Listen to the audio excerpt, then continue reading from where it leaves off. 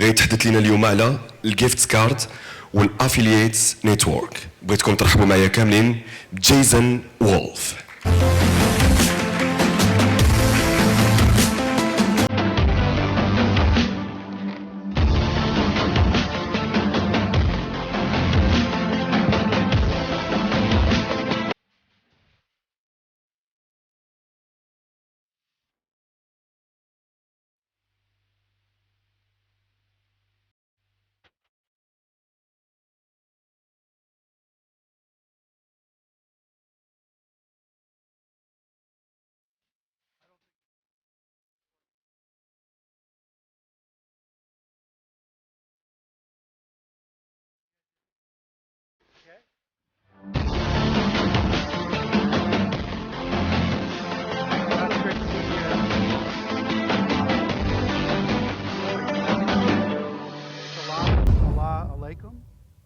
Yeah, I was trying to practice that.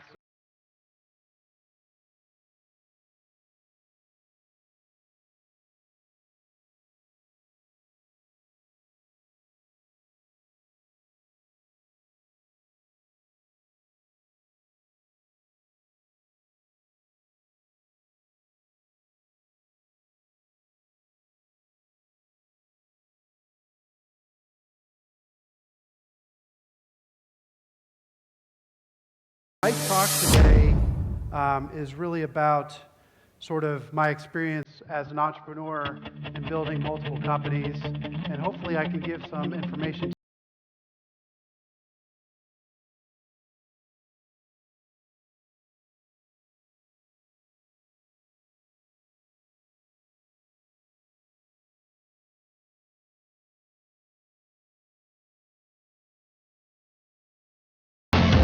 I didn't realize I was going to actually have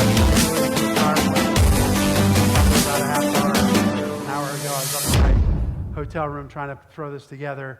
You probably can't read this, but this kind of goes through the history of myself and the businesses that I've been able to build. And it goes back to back in the 90s, I created the first coupon site back in 1995.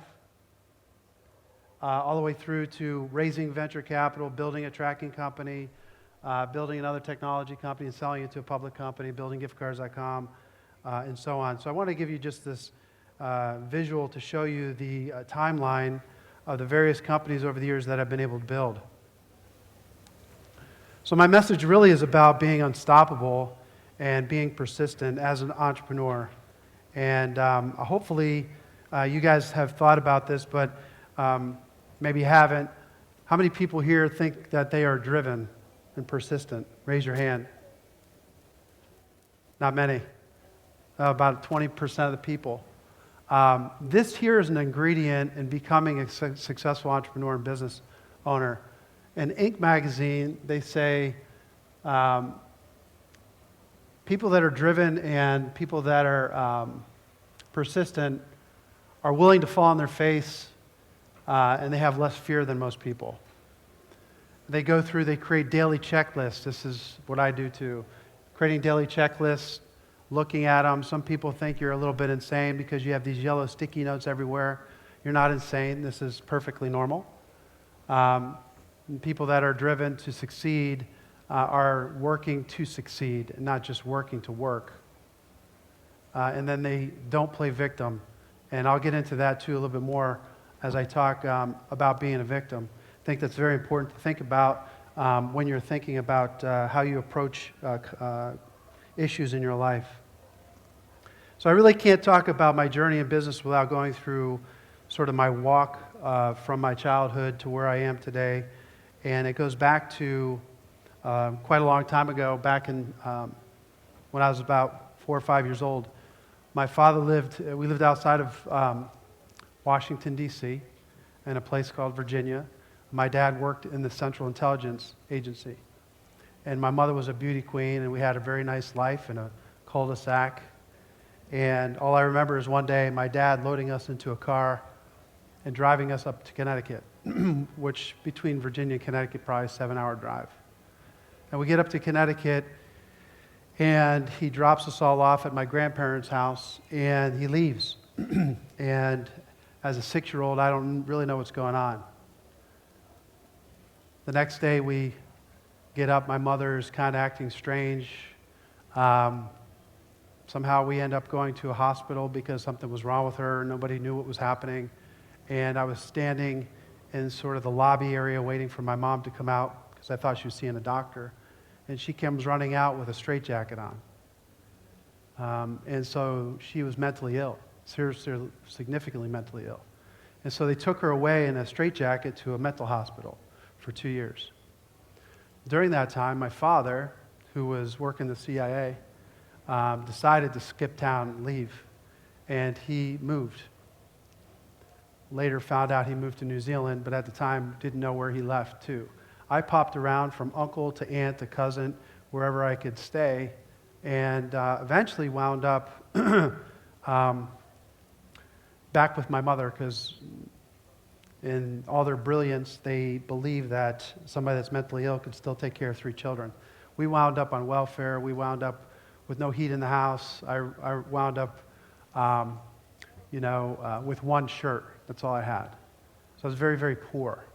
And, there was a school I was going to, and one of the principals at the school told my grandparents about the school down in Hershey. Hershey, Pennsylvania was about a 6-hour drive from Connecticut. So we went down to the school in Hershey. And the school in Hershey was created by the founder of the Hershey Chocolate Company. His name was Milton Hershey. And Milton Hershey, back in 1909, there's a picture up here of the school in the chocolate bar. Back in 1909, he wasn't able to have children, and his wife wasn't able to have children. So they started an orphanage for boys. And when he made money from his chocolate company, he would put money into this trust. When he died in 1945, he left his entire trust to this orphanage. Today, it's still there.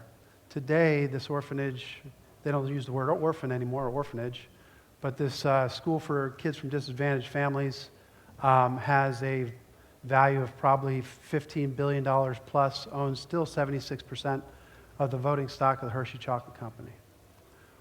So I'll never forget it. I went down, I took the test, and they left me there. It was September 20th, 1980. I could remember it as though it was yesterday. I remember the leaves. I remember the crispness of the air. I remember the sadness as I watched my mother walk away with my grandparents. I had no idea that they were leaving me in the school alone. And so I ended up staying there until I was a senior and graduating from high school. I can remember vividly that we would play games, sports events. I was an athlete, and we would be, typically we were a pretty good team because a lot of the kids being from broken homes, they had nothing else to do but play sports. So we had a really good sports team. And when other teams would lose against us, they would say, "We have lost, and we are sad, but at least we have a mom and dad." And that's what the teams would chant to us as we would get into our bus and leave. So I tell you that not to make you feel sorry for me because I don't care. I don't look for sympathy. I think it's one of the things that we have to pay attention to, which is that number 4 on my list, not to play victim. And oftentimes we get stuck into this mentality that woe is me and I can't do anything because of my circumstances, but I can tell you that I didn't. I graduated from there. They gave me a suitcase of clothes and $100. And I can remember sitting on a curb and wondering what I was going to do because I had nowhere to go. And I couldn't cash the $100 check because I didn't have a bank account. So I learned quickly about what it was to go to a check casher. And I got $67.50. And I tried to make my life. And I worked odd jobs. I had probably 10 or 15 different jobs. Eventually tried to get myself through college, and I ended up doing that. I was in a very bad accident and had spinal surgery. So I was recovering from the spinal surgery, and I couldn't drive. The girlfriend that I had thought that I was, sort of a loser, I guess. And we broke up. I had nowhere to live. And so I actually lived in my car and just would go down roads and sleep and try to figure out what I was going to do. Well, I ended up getting a book, And this is 1995, and it was a book to teach yourself how to write code. And I did, and I wrote the first code for the first coupon website. And it was 1995. And I put it up there, and, you know, eventually I made $4,000, and then eventually I made $30,000. And then eventually I met Monir and worked with Monir because Monir was building a company not too far from where I was living. At this time I was in Pittsburgh, and created the coupon site that went on to generate 20 million visitors a month, or 20 million page views, 5 million visitors, and raised $500,000 in venture capital. I moved out of the car into an apartment, and then was able to sell that company to a public company in 2000, right before the bubble burst. And during that time, I was able to build a company called Direct Response, and this is when I was working with Monir on trying to do affiliate marketing. So after the bubble bursts, I sit there and say, okay, what are we going to do? Because we just sold our company, but the company I sold to wasn't making their payments, so we had to try to unravel the deal, and I had to try to create something new. And so we did, and we created Direct Response Technologies, which was an affiliate tracking technology, affiliate tracking network. And so we were able to do that, but it was 2002. There was no venture capital in 2001 or 2002. I mean, you couldn't raise money from anywhere. And so I had to figure out a way to do it. And I found out that there's a state in the United States called North Dakota. You've probably never heard of it. If you haven't heard of Pittsburgh, you surely have not heard of North Dakota. And it's the only state in the country that owned its own bank. So I flew up there, and I found the governor, and I found the people in charge of business development, and I convinced them to give me $1 million into my company in order for me to make that jump from being the coupon business into a tracking company and survive the bubble burst thing. And I was successful. I got $1 million in money, and I was able to open an office in North Dakota, survive through that period, and go on to build a tracking technology company, Direct Response, that we were able to grow to track about 16 billion transactions a month.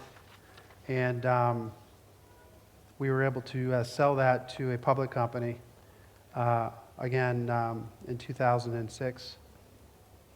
So, you know, we talk about change and being able to, you know, instead of failing, you know, you fail but you move on.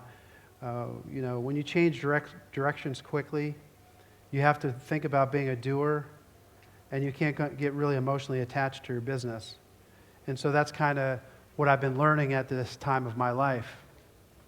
I ended up going through 2006. I went through a divorce. So it was right after I sold the company. I ended up giving my ex-wife quite a lot of money, and it was right before the bubble burst, or the next bubble burst, 2008 financial crisis. So I ended up almost down to zero again, because all the money I had in the market went to almost nothing. I went through a divorce, gave a bunch of money away, and I had to start all over again. So I said, just like number 4 in the list of things, are you going to be a victim, or are you going to find a way around it? Use that as an opportunity, and I did. So I had a domain, giftcards.com. I started to focus on that. I ended up building that up to the point where in 2014, so from 2007 or 8 to 2014, we were able to reach $175 million in sales. And then in 2016, I sold it, and it got up to almost $300 million in sales. And today it's over probably close to $1 billion in sales. And so yeah, I want to read a little quote from a poem by Rudyard Kipling. I think it would be interesting for you to go take a look at this poem, but it's called If by Rudyard Kipling.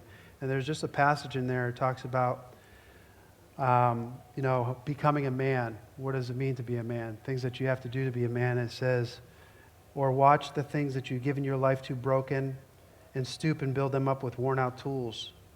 If you could make one heap of all your winnings and risk them all in a game of pitch and toss and lose and start at your beginnings and never breathe a word about your loss. These are the things that I think, as a successful person that's building businesses, these are things to reflect on, that you may end up losing everything, but you are going to, take your the drive that you have and start all over again, and not sit there and complain and whine about it, but to basically just do it all over again and not really talk about it, unless you're at events like this where you're actually trying to use it to motivate people. After we sold giftcards.com to Blackhawk for $120 million, I'm the only shareholder. They left me with a business called Gift Card Granny. Gift Card Granny is a secondary gift card business. It's doing probably 25,000 people a month to the website. And what I ended up doing is waiting out the 3 years. I ended up hiring back all of my old employees, and we're just basically doing it all over again. We're up to 50 people, 50, and we are trying to scale back up the gift card business under the new name Gift Card Granny. So if you go to the website, you'll see Gift Card Granny. One of the other things I've learned over the years is that you always want to have something in your pocket as you're trying to build a business, have another business. If you're looking to sell something, have another incubator you're in the works with. This is the incubator I'm working on right now. And this is a product called Giftja. And Giftja is sort of a gift credit. I'll explain it to you because maybe, if you guys are looking for business ideas, you could think about this idea, because I think that there's going to be a solution. We'd like to create the solution. Maybe somebody here will create the solution for the replacement of a gift card. The gift card is a broken product. I know this because I sold, billions of them. They rely essentially on you not using them. So we made a lot of money if you didn't use your gift card. On top of that, if you get a gift card and you stick it in your pocket, you may end up losing it. That lost money gets to somebody. It doesn't come back to you. So having seen the gift card being broken for so long, I know, and I was listening to Aaron talk, this is very cool, because I know that there are people that are trying not to make the market change. We're trying to make it change. So what Giftja is sort of like Venmo of gifting. And what it is a gift credit that's waiting at the merchant location for you to swipe your card to get the gift. So how it works is, let's suppose I was going to send a gift. I would just open up my phone. I'd find a contact from my contact list, very simple. I'd then find a merchant from the list of merchants. And because we're connected with Plaid, we have every merchant in the United States. I enter in the amount. I'm able to customize the Giftja, and I'm able to send it. When the recipient gets the Giftja, they get a text message. They click on the text message. They see the nice customized message that they've gotten. They then link their Visa or MasterCard in their pocket to the gift. So they go to a page, they just enter in their numbers, and after that, they're done. And after they link their card, when they go to that merchant, swipe their card, then we identify the transaction. We're able to credit the card with the gift amount. So there's never any loss. It's sort of like the next generation. In the U.S., we call millennials. It's like the millennial gift product. We're trying to change. So that's kind of what we're up to right now. And again, if you're trying to build a business, look for opportunities to disrupt. And this is definitely a disruptor. When it took for me to get this Giftja product to get approved, so you can see we're partners with Visa and MasterCard, it took me 1,058 days to get Visa to approve it. So, I'm not counting the days, but I was. 1,058 days to get them to approve it. 231 days to get it integrated. So, again, you have to be persistent. If you're going to build businesses, if you're thinking about building a business, you've got to be persistent and not take no for an answer. And eventually, whatever it is that you're thinking of will come to fruition if you're solving a problem. And I look at it sort of the way I look at, going to college, and I'm even the type of person, I'm a self-taught software developer. I don't necessarily think that you need to go to college, and I know that's not popular amongst people that go to the university or that are pitching people to go to the university. You can use YouTube. Just go on YouTube. If you want to figure out how to do anything today, you can just go on there and learn how to do it. If you're driven, you'll be able to do it. You don't need somebody else to teach you how to do it.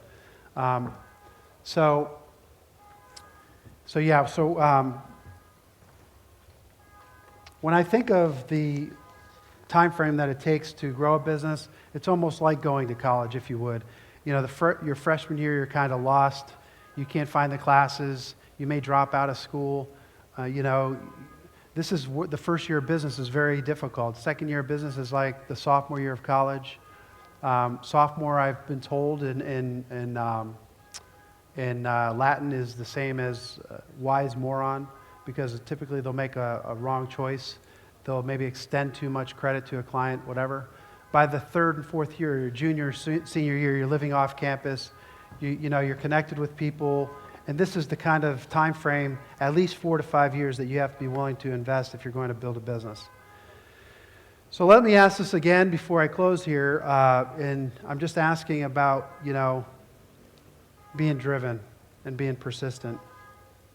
And to ask yourself again, are you willing to fall? Are you willing to fail? And are you fearless? It's a very important thing to think about as you're building your business. Secondly, create lists. Be obsessive about creating lists and creating goals every day for small little things to get done. Even if it's 3 or 4 things. My son will tell you, I got lists all over the house trying to get stuff done. You know, work for success, not word. Work for success. So as you're working, don't work because you have to get a job and make money. Work because you want to be successful, and then eventually try to work towards something that you're passionate about. And then lastly is that item about playing the victim. And this is the hardest one, because a lot of times people that play victims, you know, they're frozen. They're the ones that are argumentative. If you talk to somebody and they're argumentative and they're frozen at time, typically they're victims. You need to ask yourself, are you a victim? You need to get out of that mentality, because I think being a victim is a thing that's going to hold you back the most. And hopefully what I was able to talk about today gives you some idea and some inspiration from somebody who's had basically nothing in a very desperate situation, being able to be self-taught to come through all this. And it's not because of me, because any of us can do it. You just got to decide that this is something you want to do. You got to be fearless about it. You got to set goals every single day. You got to meet those goals, at least 1 or 2 goals a day. You have to work to be successful and be passionate about it, and you can't be a victim. And that's it. Thank you very much. I appreciate you being here.